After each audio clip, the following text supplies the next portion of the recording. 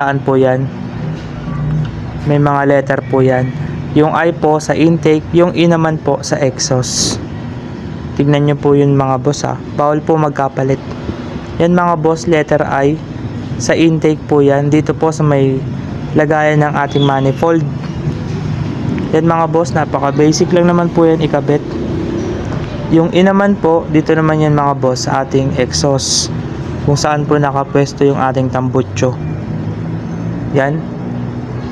Ilagay nyo lang po yan mga boss. Kasi wala naman na po yung stock na rocker arm. Then ilalagay po natin yung pin. Yan mga boss. Alisin, ikakabit po natin yan. Tapos yung butas mga boss amo yan. Itatapat natin yan doon. Yan mga boss, oh, may butas po yan. Tatapat nyo yan dito. Kasi po dyan natin ilalagay mamaya yung bolts.